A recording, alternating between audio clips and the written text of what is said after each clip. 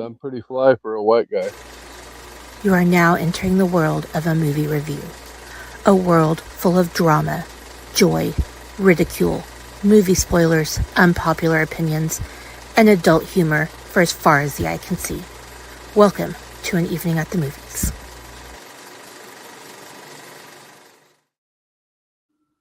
As far as the eye can see. Everything the light touches is yours.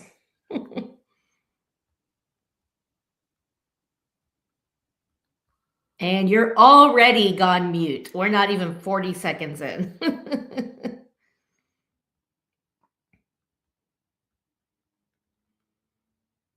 Okay, seeing his technical difficulties.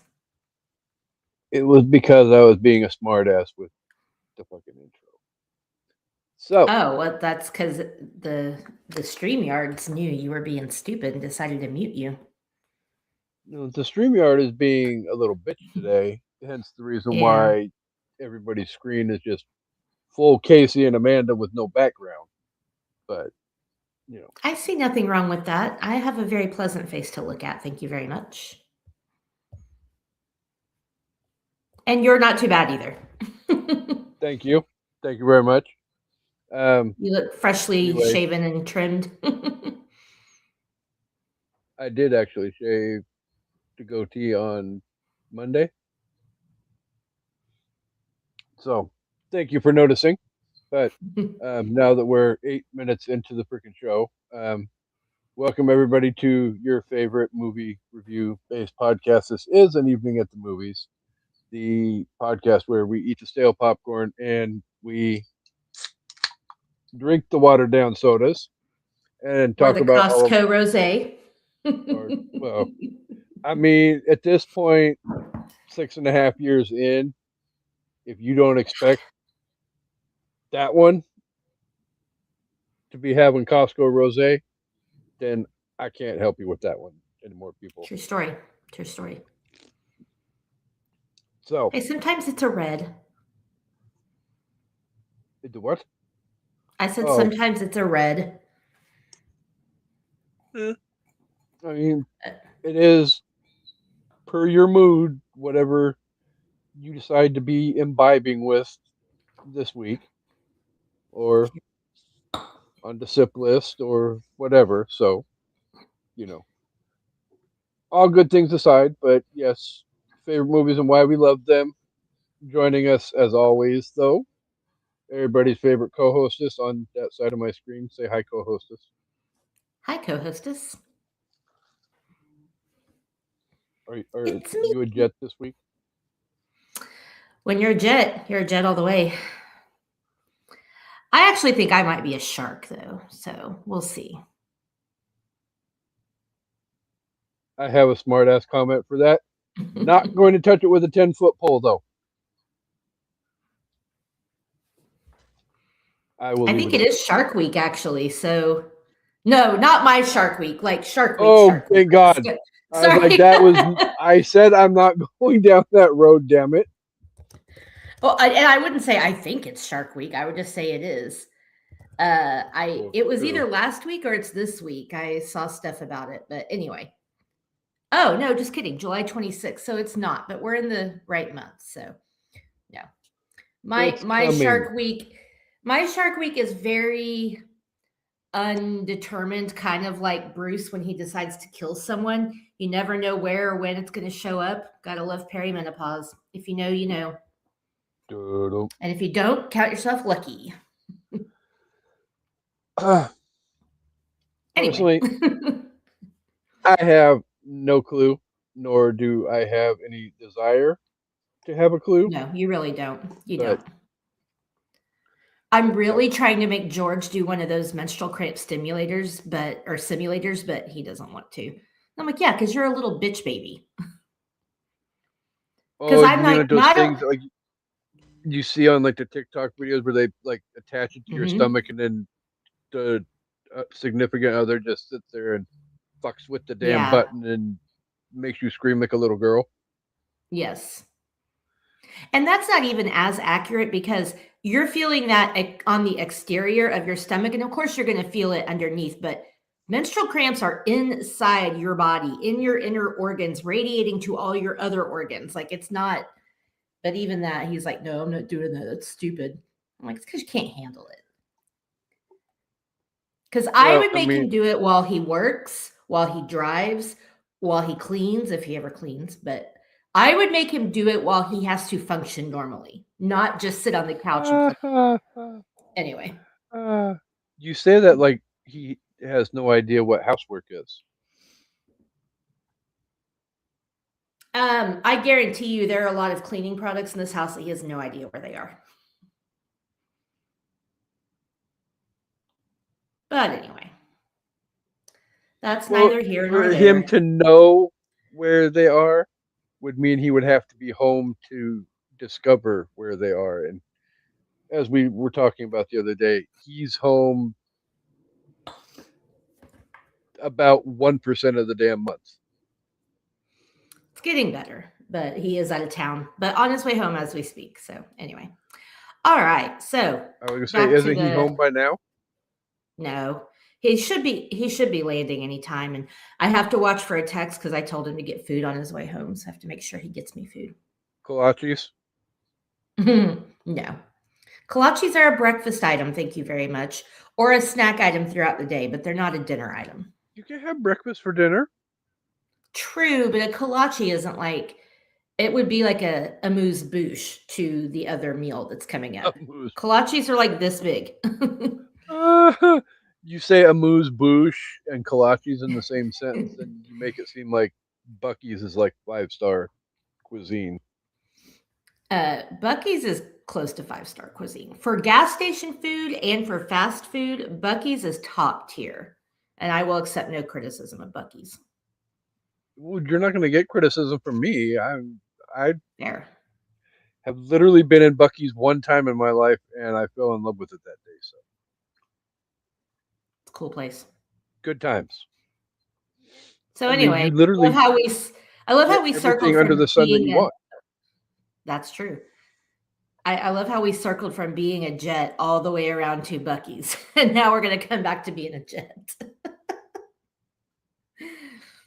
Well, yes, but before we talk about being a Jet, before we get to the being a Jet, though, we have to let everybody know that we do have a movie to talk about, but we also have a theme to talk about as always, because it is the year of the theme. Not going to run down that long list again because I'll fucking forget something. We know I always do. But we've had some great themes this year. If you are listening and haven't checked them out, we highly recommend you go and check them out now. Not now, after we're done with this episode. Please. We appreciate all the views. But currently, we are in week,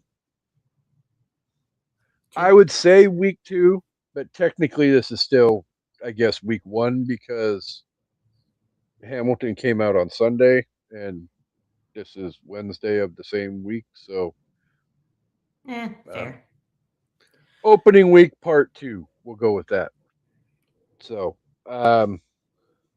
yes, last episode we talked about Hamilton. We got Alexander Hairspray. Hamilton. We got Hairspray coming up. We've got Little Shop of Horrors coming up. Crossing fingers. Hopefully, Dre will be here for that episode. And South Pacific. But before we can get to all of those movies, we have to go to the West Side. West Side.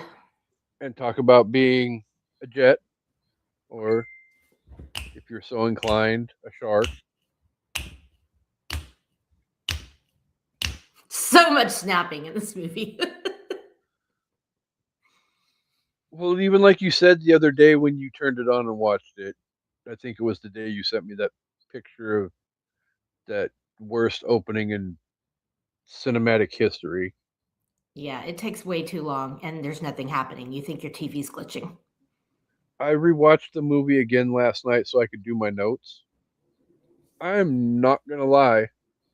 It is 15 minutes before anything of significance happens in this movie. Yeah.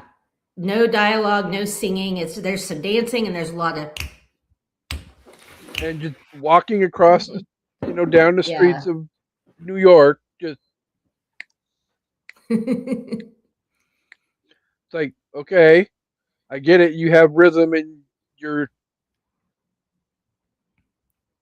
what? Fucking do something. Yeah. But well, and they're we'll get into it. No. We'll get into it. Are you sure? Yeah. Well, yeah, we will get into it because there's a lot to unpack with this movie. But if you couldn't tell from the little rabbit holes that we tend to go down, we are going to be talking about West Side Story. Yeah. Spoiler alert. Jet all the way from your first cigarette to your last dying day. Okay, sorry. I'm making my hence the name of the month. Sing along with Amanda month. So, but yeah, I'm going to go right down the road really quick though and just say, if you were curious about which version of the movie we're talking about, it doesn't really matter because for the most part, with literally like 3 exceptions, I think, the original with Natalie Wood or Natalie. That's Natalie Wood? Natalie Wood. Yes. I'm old. Cut me some slack. One of my favorite things to talk about. We're going to get to that too. Anyway. Natalie Wood's untimely number demise. 2. But yeah, the original or the Steven Spielberg remake, it's basically the same movie. And I honest to God think Steven Spielberg went through and just took the original script and turned it into his own movie. Well, it's based off a Broadway musical, so theoretically they're operating off the same script. So yeah, but still, could have done something different. But remakes still do tend to go a little bit off skewed. But I haven't seen it, so I don't know. I mean, other than the visual like quality of like what you're watching on the screen is a lot better, obviously, in Spielberg's movie. And the fact that the shop owner is not an old dude. Oh. It is played by Rita Moreno.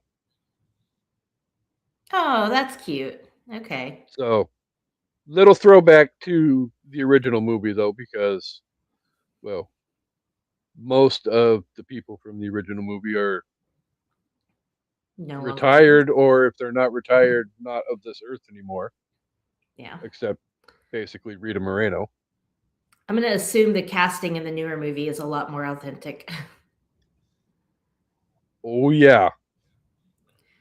So, Rita Moreno is basically the only Hispanic person in this movie. And she is Puerto Rican, but. Yeah. But yeah, those are basically the 3 big glaring. Yeah. Differential or different aspects between the 2 movies. So. Wow. You literally could. Michael Myers. But the homework assignment for the week was to watch the original. Yes. So we are going to be talking about Natalie Wood. We'll be talking about Rita Moreno. We'll be talking about all the other people so many people. Just so many people. But before we get to that, though, I do have some background information. I'm going to be nice and not fuck with my co-host this week. I fucked with her last episode. I'll be nice and let her have a week off. Okay. So, for those of you who don't know, West Side Story released on December 13th, 1961. It was directed by Jerome Robbins and Robert Wise. released by United Artists, had a $6.75 million budget. Oof. And made $44.1 million at the box office. Impressive. And I did go online and do the inflation calculator just because I was curious as to what that would translate to in today dollars. So if it had this level of success today, that would basically translate to about a $495 million box office. Nice. For a musical, yeah, that's a pretty big box office. It is currently streaming on the Amazon Prime. And I have a couple Rotten Tomato scores that I would like to let you have an opportunity to guess. Okay. The tomato meter, I was just going to say the tomato meter is based on 115 reviews. Okay. I'm going to go a little lower on the popcorn meter because I suspect that people who have watched it for the first time more recently are going to be calling out some of the glaring problems that this movie has. But for the tomato meter, I know this movie is very beloved. So I'm going to go 91%. Missed it by that much. 92%. Oh my God. Okay. Well, I covered the spread. That's nice. Easily. Okay, Chancy Greif. All right. 100,000 plus audience reviews. Okay. What would you like to lowball this movie with? I mean, I'm not going to lowball it much, but I'm going to say 86. Missed it. I think that might still be high. That much. Sweet. 84%. Okay. I think that's a little low, but again, if people who are watching it in the current times, I understand that rating. And that topic is going to come up yes in this episode at some point. So well, but yes. Before we do that, let's talk about the awards and the plot. Now, Casey didn't mention this. So many awards. Yeah. For people that don't know, West Side Story, the film, is based on the Broadway show of the same name, music and lyrics by Leonard Bernstein and Stephen Sondheim, who, besides Rodgers and Hammerstein, were like the it people of the Broadway scene for a long time. So can't go wrong with that. The original Broadway run received 6 Tony nominations and won 2. So it wasn't as celebrated as the movie. The movie, however, cleaned the fuck up. Academy Awards, 31 wins and 11 nominations. Now, before I go into that, the most glaring snub here is that Natalie Wood was not nominated for Best Actress, or I don't know if they would have considered her supporting. But she was nominated for Splendor in the Grass the same year. So I still think she should have been nominated for West Side Story, but whatever. But it won Best Picture, Best Supporting Actor for George Chakiris. Rita Moreno won Best Supporting Actress, Best Director, and then, it was nominated for all the screenplay, cinematography, art direction, costume design, like everything. It won Best Sound, Best Film Editing, like it just a shit ton. So, Golden Globes, it won Best Picture, musical. Richard Beymer, I don't know how to say his name. I think Beymer won the one that played Tony, won Best Actor, got Best Director. Rita Moreno won again, and then George Chakiris won again. It was nominated for a bunch of other stuff, and then obviously it's part of the National Film Registry preservation for blah, blah, blah, blah, blah, and it got put into that in 97. What? Why are you laughing at me? I purposely left that out of the notes just because I wanted to see if you were going to try and do it. It's what is it selected for? Cultural, historical, and aesthetic contributions. Yes. So, and on top of it, I don't know if you had this one in the notes or not either, but as far as the American Film Institute goes, it is ranked as the number 2 greatest musical of all time. Okay. What's number 1, just out of curiosity? Behind Singing in the Rain. Fair. So yeah, number this movie. Okay, that's fair. This movie cleaned up.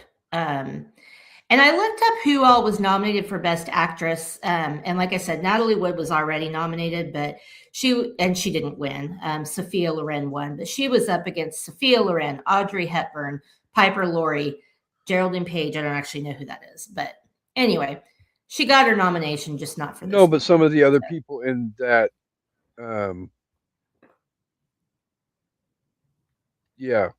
list of nominees though are some of the biggest names in Hollywood history. So yeah, it's not like it's a huge. Right. He still got a nom, but at the same time. And Splendor in the Grass is great. Especially today with the amount of nominations they give out every year. Yeah. She would have gotten nominated for both. Which, speaking of really quick, we don't talk about this very long. Emmy nominations came out today. The Pit cleaned up. Hacks cleaned up. Hacks actually broke a record for the most, I think, overall nominations for a comedy show for one season and the most nominations for a final season. If you guys haven't watched Hacks, it's great. Go watch it. And go ahead. Oh, and my girl Taylor Swift received 5 nominations for the Eras Tour, the final show. So I was excited about that. And also congratulations to her and Travis because they got married. Okay. I knew we weren't getting through the episode without that one.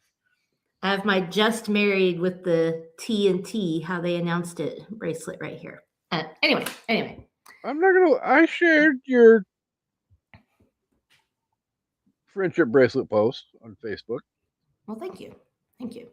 Because that's how I fucking roll. Yeah, the Pit has their supporting actor nominations take up most of each category. It's insane. So good for them. And the comment I was going to make was there ever any doubt that the Pit was not going to fucking clean up when it comes to nominations? Whether it wins all the awards or not, that's up for debate. It did really well last year. It did.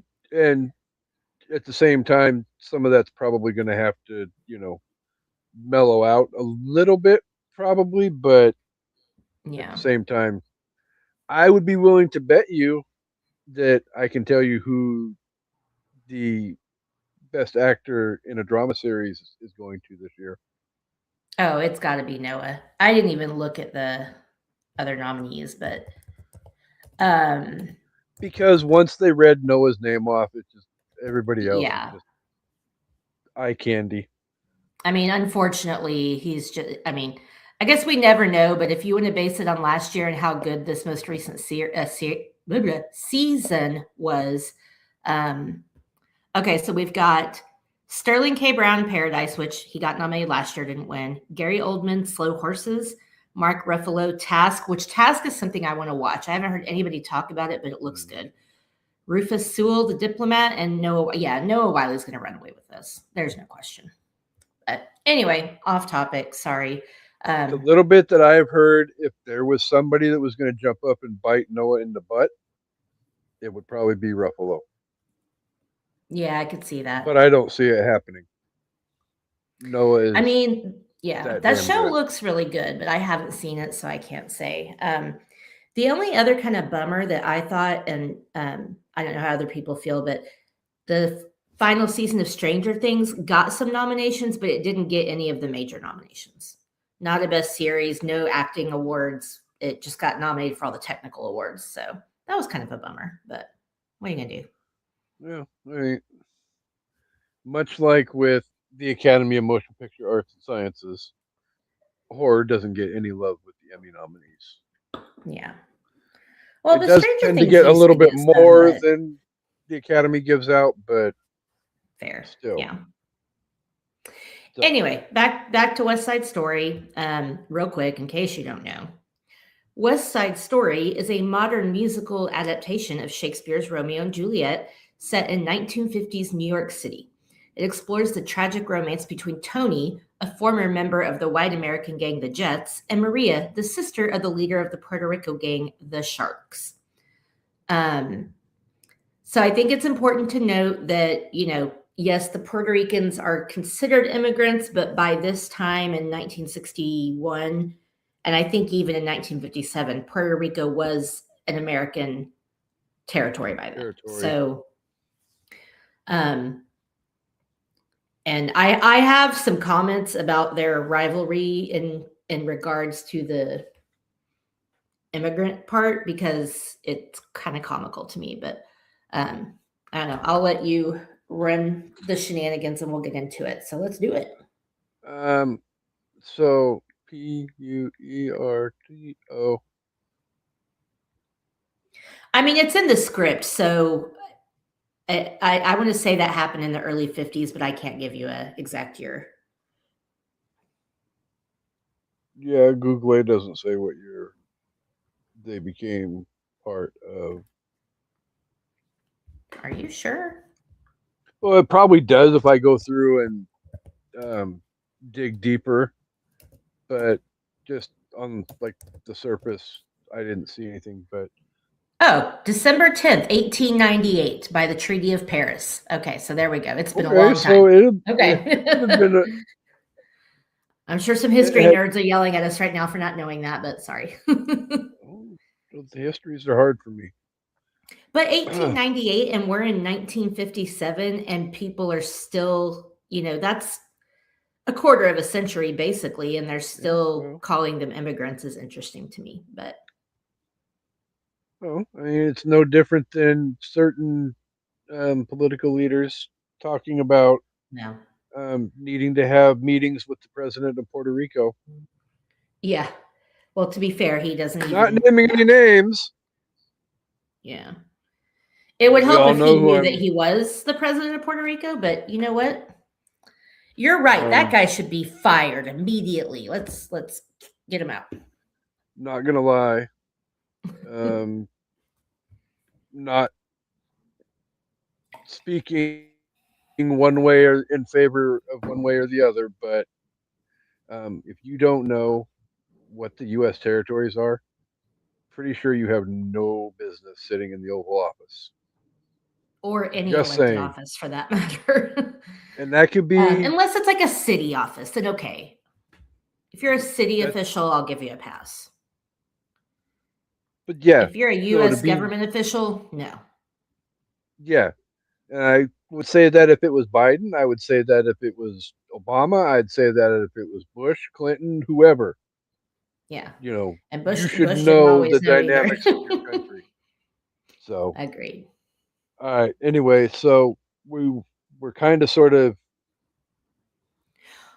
getting at it with the whole aspect of the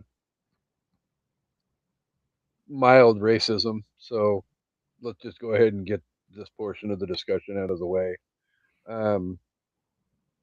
Is there anything that you feel like anywhere that this movie fails, in your opinion? I mean, obviously the blatant racism, and again, not saying it's okay, but that is how people talked then. And I guess the point I was going to make, and I'll go ahead and say this, it's really interesting to me. I understood that New York City was a city of immigrants in the 50s. And, probably second generation, like most of the Jets are second generation. Their parents were immigrants, they're first generation Americans. Their hatred for the Puerto Ricans, who are just as American as they are, is so wild to me. Like, you think because you're one generation removed from immigrating from another country that you're better than these people who are just as American as you are.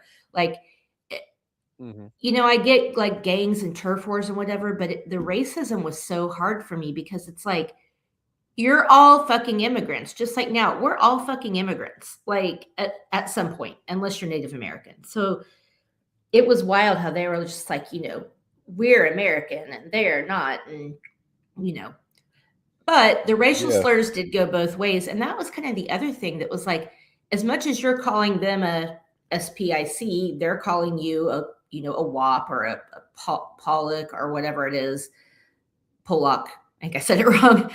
Whatever it is, they're using the European slurs the same as these kids are using the Hispanic slurs. And it's like, you're all, I mean, technically the white kids' parents are more immigrant than the Puerto Ricans are, Yeah.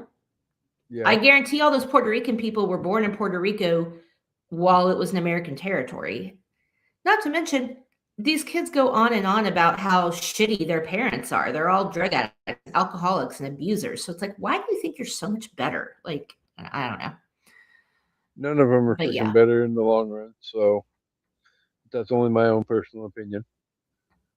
Well, no, that's correct. I mean, both sides of the equation, both gangs are assholes. Right. And turf wars are stupid, but, I know not much about gangs and whatever, but I just think it's dumb. I mean, the turf wars, I'm not necessarily saying that West Side Story introduced them, but, in so many different aspects of pop culture, the rivalry / war between the Jets and the Sharks bled into you could kind of sort of a little bit see it even in like Grease or fucking Michael Jackson's Beat It video. Yeah. I mean, you have a specific, he's dancing around singing Beat It while the other people were having a knife fight in a garage circled up. At this point, if you haven't seen Beat It, go watch the damn video. But to be fair, so I'd say that for Gene, this is representative of how New York City was back then. New York City is so interesting to me, at the turn of the century when people started immigrating, because everybody came from all these countries and then turned New York City into all of these tiny little own countries. Everybody had their own little borough and their neighborhood, and this neighborhood didn't mix with this neighborhood. And it's like, I thought these people came to America for opportunity, but at the same time, you realize everybody's coming over. Even if you're a white Italian immigrant, you're going to have to share the neighborhood park with the Puerto Ricans or the Germans or Japanese. And New York City is still, it's a lot different now, but still does have its very little small areas where, Chinatown, and Chinatown is like all, other than the tourists, obviously, everybody that lives there is Chinese. They speak Chinese. Everything's very authentic, and Little Italy. And, it's just, it's not as bad as it was, but that is how it was. They created their own version of their country, but in New York City, so they could be American. Yeah. And it's you're going to have to blend. Yeah. Well, no, and literally, like one of my all-time favorite Santana songs, Maria Maria. Yeah. You remind me of a West Side Story. Yeah. Growing up in Spanish Harlem. Yeah. Maria. It's so good. And then, like we touched on. Oh, sorry. Go ahead. I was just going to say, I've heard people screaming females' names a hell of a lot worse in other movies. So I won't fault him for that one. No, I mean, I like it. Stella! It's such a good one. Every time I would watch Modern Family with Jay and Gloria's dog, Stella, I would always think, Stella, every time they would talk about her. And then obviously we have to talk about the fact that this is a white cast wearing brown face, basically, other than Rita Moreno. I mean, suntan face. well, yeah, that's why I said brown, but yeah, they've got the dark tan makeup on, which watching back now is so rough because you can see that in a lot of older movies, and it's like when you watch Three Amigos, oh my god, it's so fucking obvious. George Katsikis is actually Greek. Not the being farthest mean. thing possible from Puerto Rico. Yeah. Natalie Wood was Russian and like Eastern European. So it's just, Rita Moreno is the only authentic, but again, for the time, 1961, that tracks. So yeah, I mean, so are we going to reference the fact that your favorite Hollywood rule popped up in West Side Story as well? what? The Hays Code. Oh God. Yeah. Luckily it wasn't as bad. Wasn't as bad. Again, Psycho's probably one of the worst ones I've seen. I've only noticed it one time in that movie, and it was at the end after they had their little on their knees. Yeah. They kept this pretty chaste. Exchanging vows and all of that. Yeah. Explain the Hays Code for the people that don't know. So basically, the way I understand it was there was a set of guidelines / standards that movies had to adhere to back in the day, where kissing had to be done in a certain fashion, which generally meant no puckering, no tongues, no nothing, or just like, okay. Well, but what's interesting is it's that annoying as hell. Interracial romance was a part of the Hays Code, but they had it in this. Yeah. So, but yeah, it's ugh. If you watch Psycho and you watch the way they kiss, you will understand what we're talking about. And what's crazy is that this was a self-imposed rule by Hollywood. This wasn't even like somebody like, the Academy of Motion Pictures and Television made this rule. They just made this rule on their own and said, this is what we're going to do. Dumbasses. Like, you're limiting your own creativity. Do you not realize that? Because it wasn't just the kissing, it was profanity, it was sex, it was homosexuality, it was interracial romance, it was toilet humor. Like, it was all this stuff that they did to themselves for some reason. As it became ever prevalent in the movie Psycho, which huge freaking question. Huge question marks over that one with sexuality, but yeah, we're not going back down that road again. So, I think. Oh, sorry. Well, no, I was just going to say, as far as like the racism is being part of the movie that doesn't work, do you feel like this movie could be modernized and have the racism eliminated and still work? I don't think so, because I don't know. Do they still use all the racial slurs in the newer one? Because I haven't seen it. No, I mean, but I lot of that. I think it's if you're portraying it at the same time, you have to use it. If the new movie is saying this is 1957, 1961, whatever time, you have to use it. It's like if you're making, like, for example, Django Unchained. If you're making a movie about slavery, you have to use the N-word because that's how it was. If you were to modernize it and make it in today's society, I don't even know what you would do, but you would use whatever the modern vernacular is, I guess. Yeah, and at the same time, the remake was done by Spielberg, and unless it's over the top, disgustingly inappropriate, Spielberg's not going to get slapped with anything. Right. He's a directorial god. It doesn't feel as, it doesn't feel as authentic and it doesn't hit as hard if they don't use the same language. Right, wrong, or indifferent, and it's wrong. I mean, I guess I could just say that it's wrong to call a Hispanic person a spick or call a Irish bird is WAP Irish? No, Italian. WAP is Italian. Whatever. Italian. I don't. It's wrong to use those slurs, but at the same time, that's what ignited people. Kind of like, when the cop comes in and he's like, "How's your dad doing with the DTs?" And your mom, I heard, was like a whore or whatever. Like, that cop knew how to anger those people just like he did the Puerto Ricans. Like, you have to, for you to understand why these people are so upset. And when I say these people, I mean all of them. You have to have the triggering language because it has to hit you where it hurts, or you don't understand why they're behaving that way. Because as an outsider it's looking a certain in, level of hatred between the two gangs. right? As an outsider looking in, all of this is completely fucking stupid. You're arguing over a park and a river and a playground, and like you're arguing over where people get to go and who they get to interact with, and it's our neighborhood, not yours.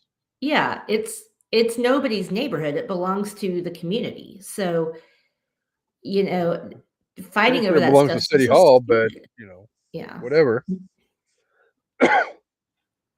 The only other thing I was going to say that doesn't really work for me is that the Jets are like a bunch of opies. They are the least threatening looking guys I have ever seen. And that opening, they're walking around and snapping and dancing, and then they show up at the basketball court and people are scared of them. I'm like, these guys look like my mom would have them over for dinner, or I'd see them at the Happy Days diner, or they'd be mowing my lawn. These guys are not scary. Like, they look very wholesome. And we're supposed to believe they're bad boys. I compare playing. No. Yeah, no. I compare the Jets in West Side Story to like the T-Birds in Grease.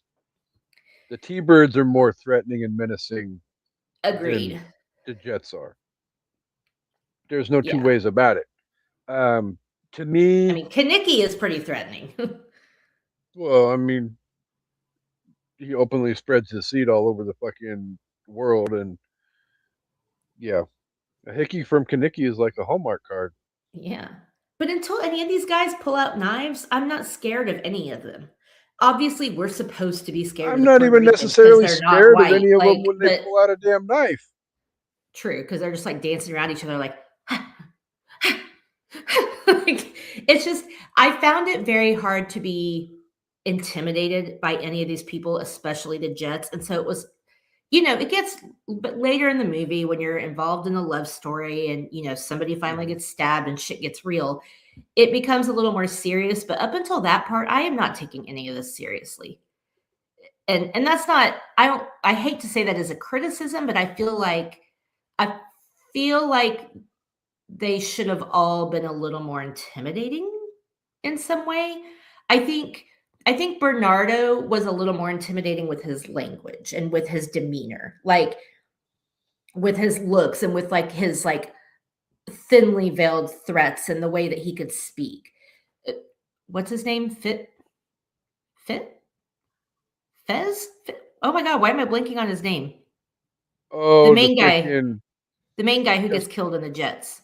The Justin Timberlake looking motherfucker. Like, I'm not scared of these guys at all. I'm not scared of the way they talk. I'm not scared of the way they walk. I'm not scared of any of their so-called threats. Like, they look like innocent little boys.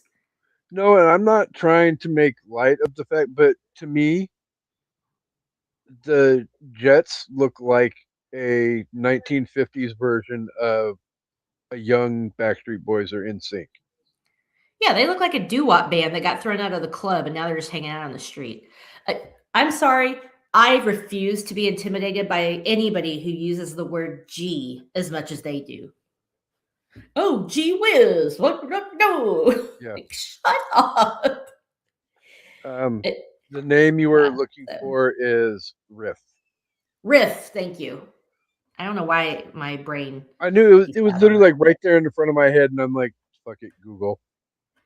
Even Chico, Chico looked so sweet and innocent. Now later when he got really mad, he looked a little more intimidating, but it's like, I'm supposed to be afraid of Chico they're like, Chico's gonna go after Tony. I'm like, yeah, Chico looks like a little boy I could snuggle with, like in a non-creepy way. That sounded creepy, Jesus. But you know what I mean. They're just No, yeah. I mean, I'm not scared of these people. if I had to pick a more intimidating gang of the two, I'm picking the Sharks every day of the week and twice on Sunday. Yeah. Just But because when the shit hits the fan, they tend to have that facial expressions more in they're a lot line more with serious. yeah, where unfortunately the Jets, it's really hard to find them intimidating. Even when the shit hits the fan, it's hard to find them intimidating. But and we don't have to like get into this, but I actually thought about this when I was watching it. It begs the question, is that like a microaggression for us? Is it that because they're not white, we think they're more scary because that's what society has told us? Like, especially in the movie, you know that people are supposed to be scared of the Puerto Ricans because they're Puerto Rican, because they're brown. But if you were going to try to make both of these gangs actually gangs, you should have made the white kids more intimidating instead of like, for me, I mean, yes, it probably is a little bit because that's when you're watching the movie, you're obviously supposed to think that the Hispanic people are going to be more aggressive, but I also think their tactics were just better. Bernardo had a really good way of like saying things without saying them, or even when he did say them, like you took it seriously, but he could also be like really smooth and like whatever. And Riff was just kind of like a little kid throwing a temper tantrum. And it's like, I'm not scared of you. I'll just kick you and you'll go away. Like, so I don't know. I think that is a good question to ask and kind of like think about, but we can talk about that another time. No, I mean, it absolutely 100% makes sense because the thought popped into my head a couple of times in the 2.5 hours watching this movie. But it's still something that, knowing me and how I feel, I would like to believe that that's not the case. But, there's still, like you were saying, ways that our brain has been programmed to work. For sure. And, you know, what's going on between our ears may not always be the way we're intending it to come out or come across. Because it's interesting. I So, think if you are a Hispanic person watching this, you probably would be more scared of the white people, even if they do, in our opinion, look like doe-eyed little babies. yeah. It's like they have a reason to be scared because they know they're not wanted there. Yeah. And then they have to be ready for a fight. We're conditioned to believe that that which is different is to be feared. Yep, which is fucking stupid. But so, all right. Well, did you have anything else? I would 100% agree. As far as the shit that doesn't work goes, I think we pretty much covered it. Yeah. Now let's talk about the good stuff. So, yeah. So, my honest to God first good point for this movie is the fact that I really feel like if Shakespearean language is not your cup of tea, this way of experiencing Romeo and Juliet is a very worthwhile and capable way for you to be able to experience the whole Romeo and Juliet aspect. Because well, I mean, I know it's not literally taken word for word from Shakespeare, but for the most part, every aspect of the story is morphed into what this movie is. I mean, you've got, this is a good adaptation. You don't have the warring families, you have warring gangs. Right. But, even like the opening of the movie, the way they come into like the sky views of New York and all of that. I mean, it isn't necessarily ripped directly from Shakespeare, but it is ripped from a different version of Romeo and Juliet that came out decades later, Yeah. I mean, it's starring just Leo and updated. Yeah. Claire. Yeah, but yeah, it's And it was relevant to the time period, which I think is important. yeah, which helps make things resonate more with an audience. Where if you're not in that mindset, thinking about it, trying to watch something from whatever century it was that Shakespeare wrote these plays, it may not be. I'm not that interested in it. I don't Yeah. care because for most Well, that people, language is hard to follow. yeah, and most people, all Shakespeare is something that they're forced to read in high school, Right. and Because it's as you not know as modern well as English. So, yeah, and you know as well as I do, when you're forced to do something you don't want to do, it isn't going to sink in as well as it's intended to. right. So, I agree. so yeah, hats off to them for making a relevant adaptation of Romeo and Juliet. For sure. What was something else that Um, you thoroughly enjoyed about the movie? I mean, I love the choreography. All the Latin dancing and even all the other dancing, like all of the choreography is just so beautiful. The romantic scenes between Tony and Maria are just so like you really feel their passion, even though they just met and this is ridiculous. Like, obviously, I mean, same thing with Romeo and Juliet, and they were like 13, but you really do feel their passion and their singing and their dancing. Mm-hmm. I love the dance scene. All the choreography and all the music is just like spot on. And for some reason, when they're on that balcony scene, like, and he gives her the kiss goodnight on the forehead, it just melts me. It's just like it's so sweet. Like I love it. Um,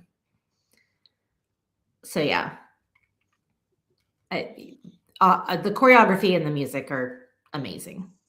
Yeah. Well, and the performances in this movie are amazing to begin with, but Natalie and Rita Moreno are just Amazing.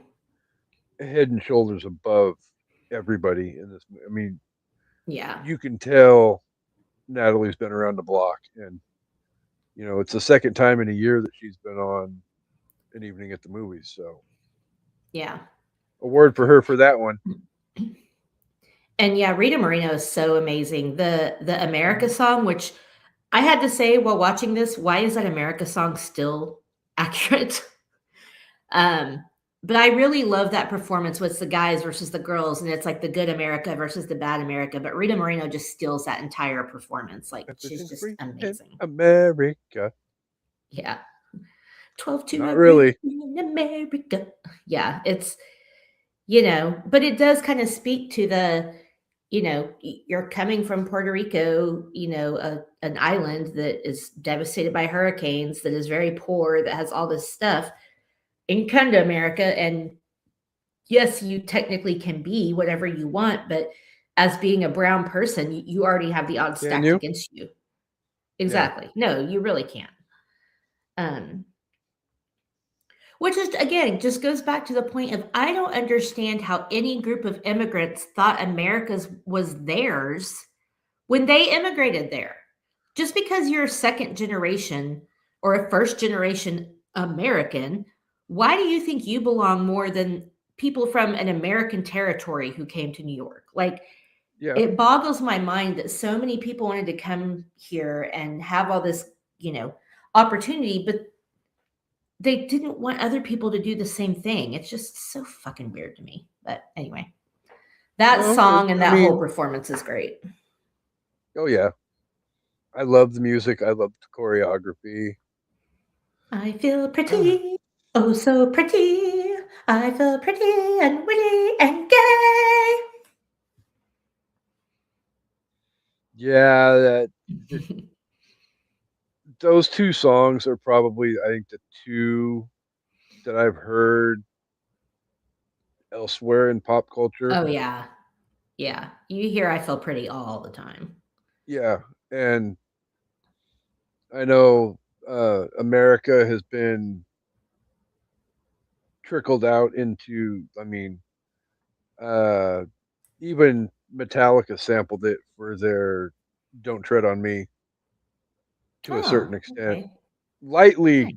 sampled, but yeah, part of the, I want to say, the kind of drum beat, kind of bass thing, Yeah. kind of trickled its way into Don't Tread on Me. So, Hmm. And yeah, the uh, lyrics are still so. I mean, he's like, she's like, I'll get a terrace apartment. And he's like, better get rid of your accent. Like, it's just, why is it still true?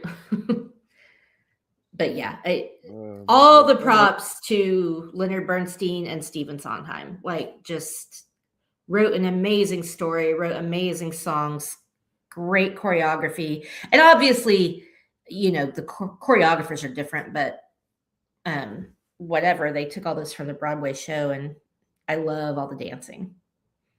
So good. But I love dancing, and I particularly love Latin dancing.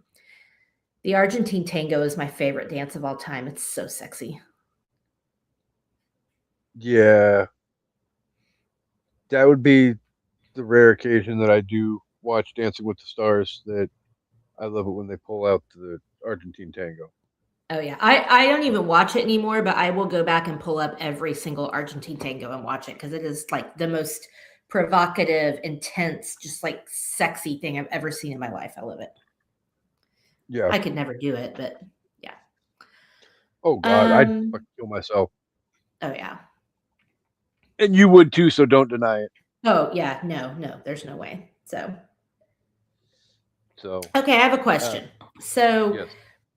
Obviously, to get to the kind of Romeo and Juliet twist, we had to get to the lie that somebody is dead.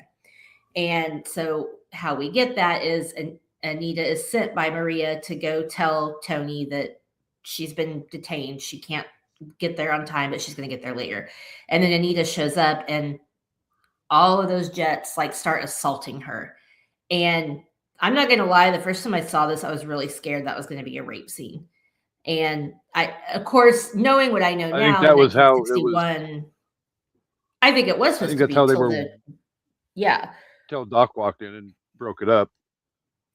So I guess the question is, do you blame Anita for her lie? I don't. Her lover just got murdered by one of those guys, and they just tried to attack her. She was pissed and she was upset. I'm not saying that excuses it, but yeah. Yeah. I mean, I don't blame her for lying after she realized who she thinks these guys are is actually right in that moment, which isn't really right, but in that moment, they've just attacked her when she is on their turf, trying to be polite, trying to be nice, and is way outnumbered, and they're attacking her. I don't blame her for saying, fuck this shit, ain't my shit, and it's not going to be Maria's shit either. We're out of here. So yeah, as much as it sucks, I do not blame her. No, not at all. Was there anything else positively that you wanted to cover before we moved on? I don't think so. I think we covered it. This movie is amazing. Well, there's a reason why it's the number 2 greatest musical of all time. Somehow, somewhere. Oh, that scene and then how they bring it back when Tony dies. Oh my God, that song rips me apart. It's so beautiful. Yeah, it's a very emotionally packed movie. Very. I will say, for what she had to work with and whatever, I feel like Natalie Wood did a good job with her accent. definitely when she's saying, you could hear it break because, she's like Yeah. singing, but it didn't feel like it was like a caricature of a Hispanic accent. So I thought she did a pretty good job. Yeah, I mean, I've heard a lot worse. Al Pacino. Just saying. I mean, Al Pacino's wasn't bad. No, but it wasn't Cubans great have pretty either. thick accents. No, I mean, I guess, yeah. I mean, the whole him and Scarface. I mean, you got to blame Hollywood for not casting a Cuban actor. But Well, and yeah, we're if far we enough had past any. the 1960s where, yeah, it shouldn't have been a whole, civil rights thing. Yeah. We're 20 years past that point, so they easily, let's cast somebody that's Cuban, not Italian. Right. And again, put him in the dirty dark makeup. Because that's what Hollywood does. Yeah. So, all right. All So, right. do you have a top 5 list that you would like to share with our amazing listeners? I do. So my top 5 is going to be my top 5 favorite Broadway musicals that I have seen live. Now, when I say live, I don't mean on Broadway because I've only seen one show on Broadway, but I've seen these performed in a theater in some capacity. And of all the ones I've been to, these have been my favorites. I wonder what your number one is going to be. I wonder. I don't know. Could it be the one I saw on Broadway? We'll see. I haven't seen as many musicals as I thought I had live, which kind of bums me out. So making a list for that. But I have one honorable mention, and it is Joseph and the Amazing Technicolor Dreamcoat. Great show. Highly recommend. Number 5 is going to be Grease. Grease is Grease. I love it. It's awesome. Seeing it performed live after I've seen the movie so many times is just like, yeah, it's fine. It's cool, but whatever. Number 4 is Oklahoma. Oklahoma, where the wind comes sweeping down the plains. Okay, sorry.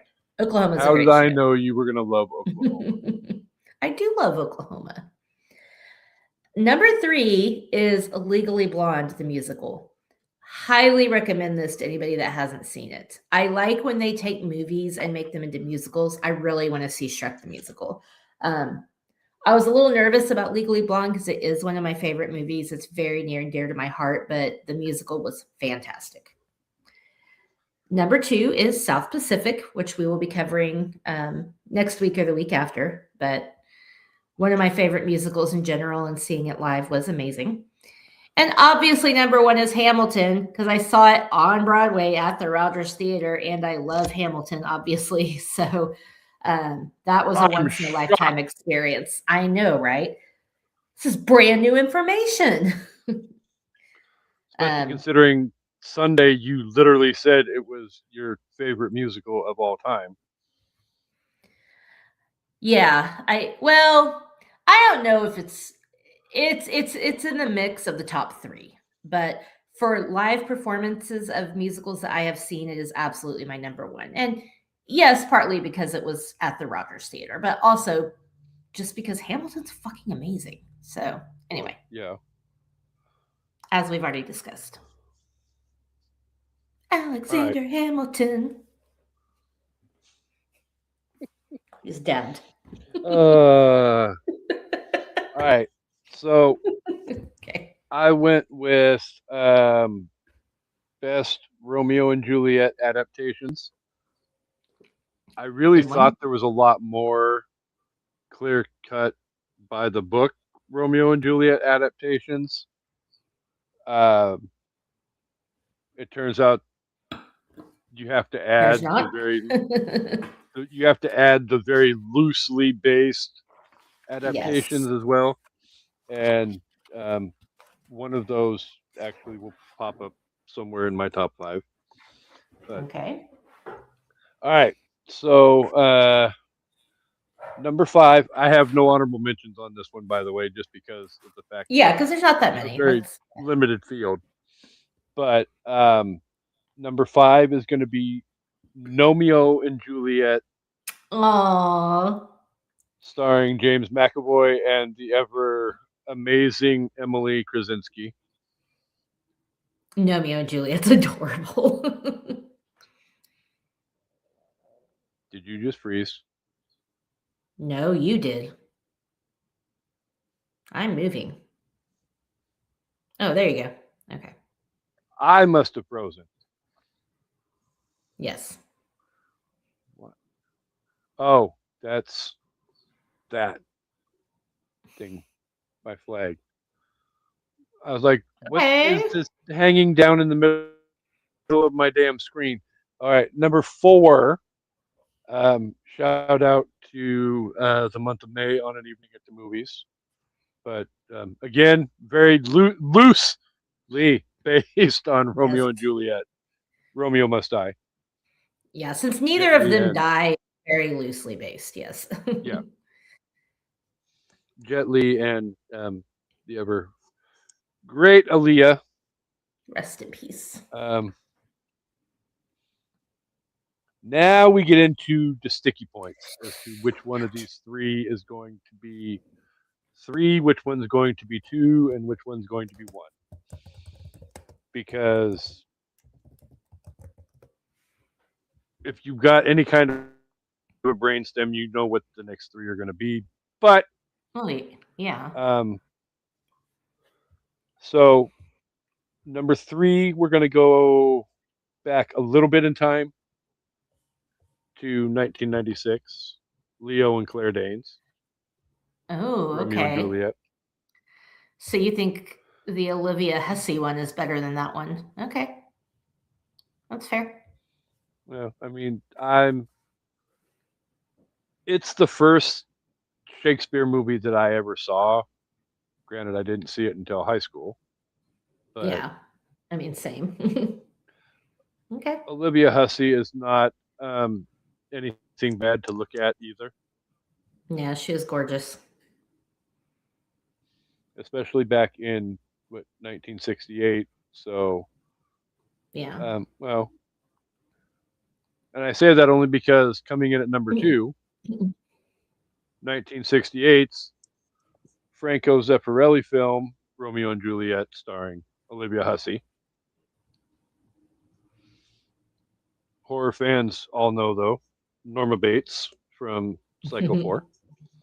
But Norma. and then number 1 from the year 1961.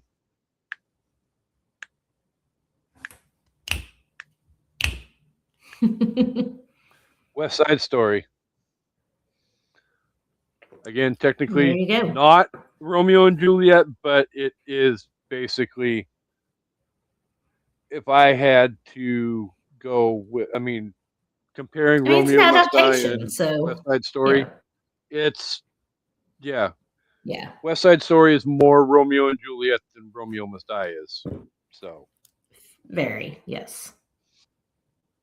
All right. So, my Plobster. Are we ready to see if you're a stalker or not? Yes. All right. 5 out of 5. What do you get? Or out of 5, what do you give it? You know, I didn't even think of anything, so now I've got to think of something on the fly. So like I said, this movie is beautiful. The choreography is great. The cinematography for 1961 is great. The music's great. The performances are great. It is a little problematic at points, but obviously watching it through a more recent lens. But I'm going to give it 4.5 out of 5 stabby knives at the Rumble. So close. Okay. So close.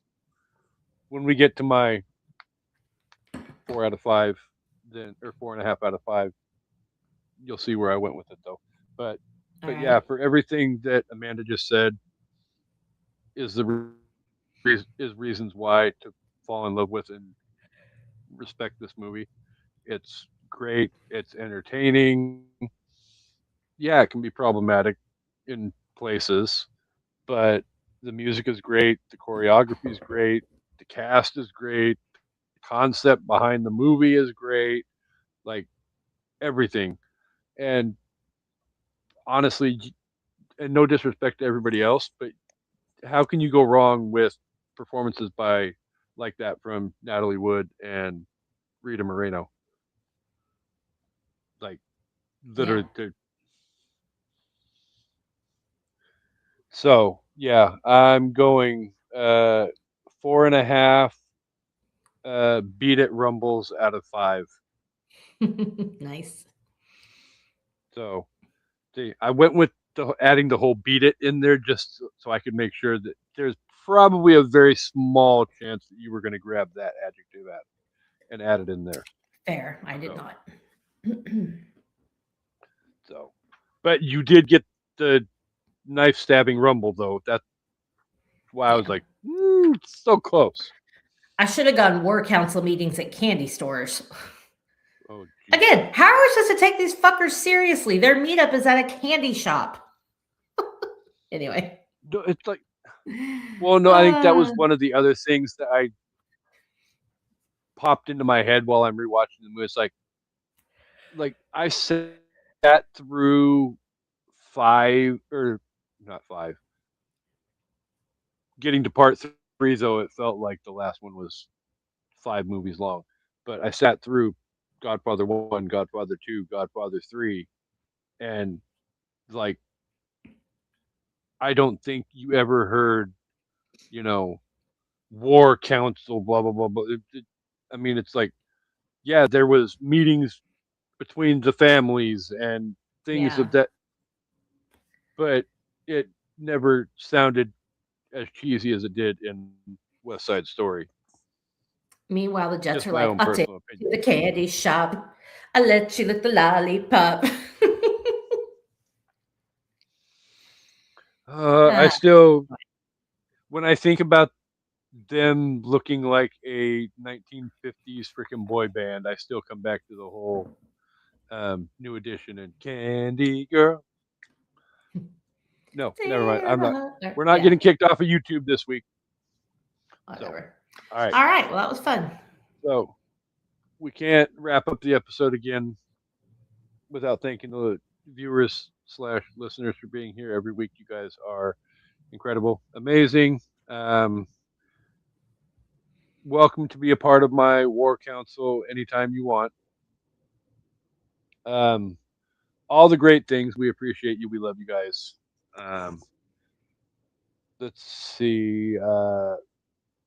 Coming up on an evening at the movies, though, we have Little Shop of Horrors, hopefully with Dre coming up very soon.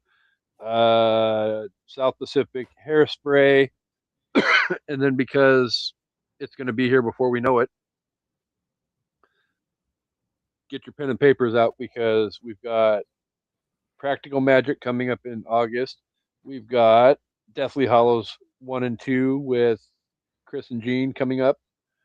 We've got Willow coming up, and we've got Now You See Me coming up in August as well. For Magic Month. I'm the Magic Man. I had now it you all see written me? down. I Now you wasn't don't. leaving one of those out. As well, it did get brought up a couple weeks ago though that in I believe it's being negotiated as for October. A long archived podcast that everybody knows and loves will be returning on a semi quarterly basis, I guess. But hopefully, we are planning to bring you our first episode of Literature Reapers in October. So be on the lookout for that as well. When I can get the logistics of it figured out, thank God I still have a couple months. We will also be launching video episodes of Literature Reapers as well. So All you right. have all of that to look forward to. But yeah, lots of great stuff coming up over the next few months. more themes, more shenanigans, more everything. So stay tuned for all the good stuff. And co-hostess, would you like to take us home? I will. Before I do that, got to say my obligatory plea to Christopher Walken while you're still with us. Please tell us what happened to Natalie Wood. You're the only one who can still tell us. Please do it, because the party line just isn't partying. Like, come on now. And if you don't know what I'm talking about, go research Natalie Wood's death. There's a whole podcast about it. There's all kinds of stuff about it, and it's very sus. And I still stand by that Robert Wagner killed her. But anyway, all right. So thank everybody for watching and listening. And we hope you like this episode, and we hope you come back for an evening at the movies. Goodbye. Peace and hair grease, people.